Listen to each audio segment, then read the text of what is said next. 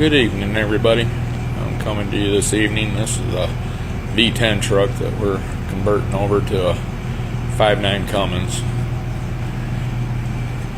Spent today and getting her prepped to take the engine. Got the harness out of it, anything that we don't need here. Got the transmission, transfer case, fuel tank, all that stuff out of there that we don't need right at this point in time. Just making some room.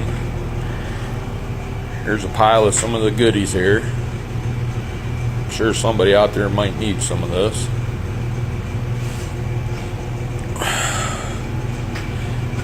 You do a major job like this, a custom job like this, you've got to do a few things that the law requires you to do.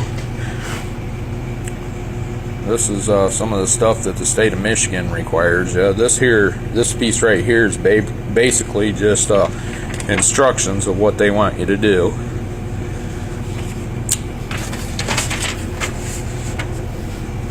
This piece of paper right here is for description of what you done, and matching up the VIN numbers and making sure everything's all okay. This right here is a TR54. This here is where you take both of vehicle identification numbers and all the numbers, and after you get everything done, you call a number and a state trooper comes out.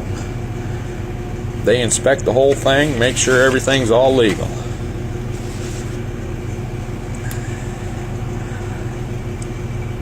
This is also a handy tool. We'll get into that at another time. Some of you young guys out there that's first starting up your shop and everything, there's a lot of laws out there.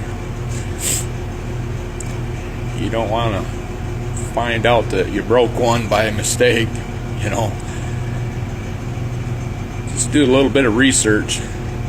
We call it the Secretary of State here. You guys got DMVs and other things, other states, but this is what they require here in the state of Michigan. So, no, looks like he had a battery or something explode at one time. I have to do some preparation work on this fender.